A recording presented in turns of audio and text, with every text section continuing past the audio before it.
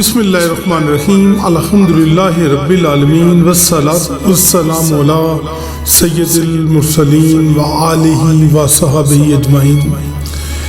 چاہنے والے، دیکھنے والے، سننے والے سب کو میرا السلام علیکم ورحمۃ اللہ وبرکاتہ۔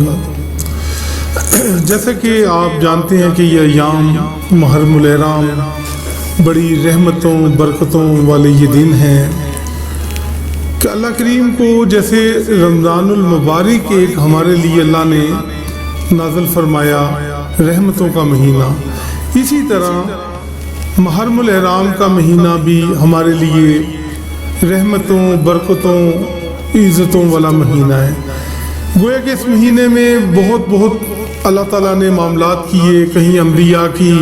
کشتی کو کنارے لگایا، کہیں یونس علیہ السلام کو مچھلی کے پیٹ سے باہر نکالا بحفاظت،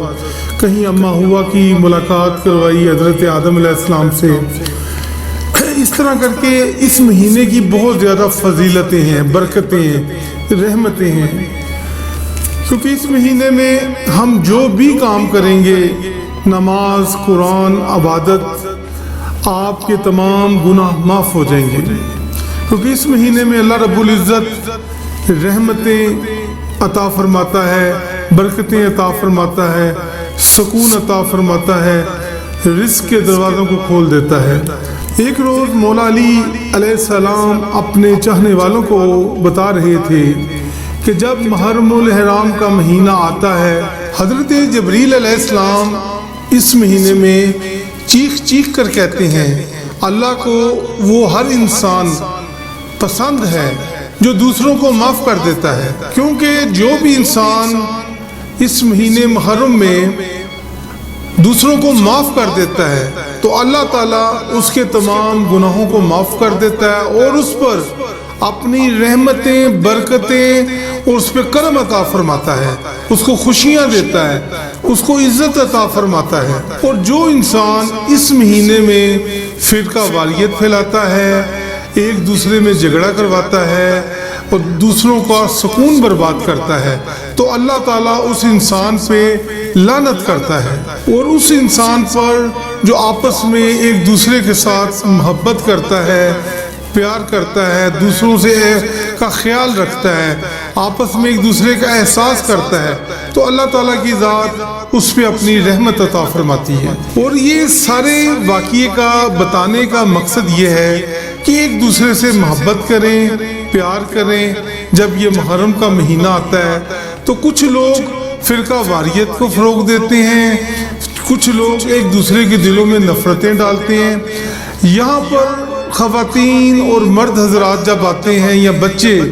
میں یقین کریں دکھ ہوتا ہے جب وہ بچے یا وہ مرد یا خواتین بتاتی ہیں کہ پیر صاحب ہمیں فلاں شخص نے یہ بات بتائی ہے کہ یہ محرموں میں جو نیاز ہے یہ تو اہل تشیع حضرات صرف دیتے ہیں، اور لوگ کہتے ہیں اگر ہم دیتے ہیں تو لوگ کہتے ہیں کہ کیا تم فلاں فرقے میں چلے گئے ہو، اور ایسا پروپیگنڈا کیا جاتا ہے اس مہینے میں کہ لوگ حضور کا لنگر اور امام حسین علیہ السلام کی اس نیاز کو کہیں نہ کھائیں۔ کہتے ہیں کہ جی اس میں خون ڈالا جاتا ہے، کوئی اس نیاز کو کوئی رخ دیتا ہے، کوئی اس کو کوئی رخ دیتا ہے۔ فضول باتیں جس کا کائنات میں وجود ہی نہیں ہے۔ یقین کریں کہ افسوس اور دکھ ہوتا ہے، کہیں سننے میں آتا ہے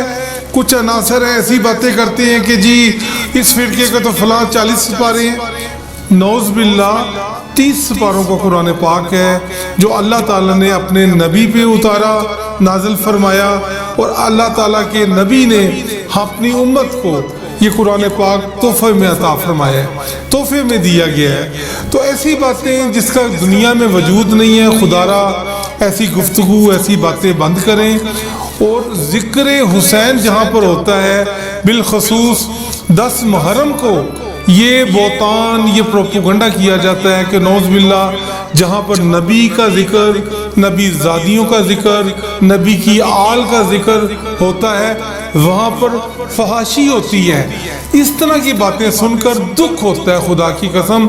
دل روتا ہے۔ اگر آپ لوگ کچھ ایسا نہیں کر سکتے ہیں جو عبادت ہو،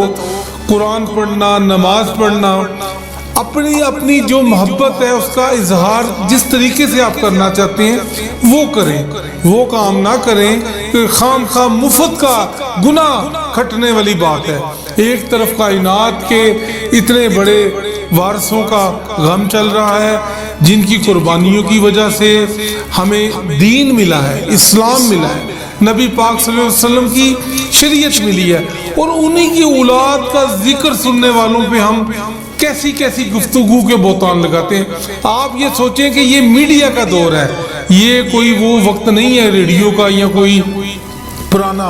اب ایک ایک کام جو پوری دنیا میں ہو رہا ہے، کوئی بھی فرقے یا مذہب کا انسان کچھ بھی کر رہا ہے، وہ ہر چیز میڈیا پہ اتنی تیزی سے دکھائی جاتی ہے کہ وہ 1 منٹ میں پوری دنیا میں نشر کر دیتی ہے۔ اگر کوئی فرقہ برائی کرتا ہے، شریعت سے ہٹ کے کام کرتا ہے، وہ تو سیدھا سیدھا دوزخ میں جانا ہے، کوئی بھی ہو،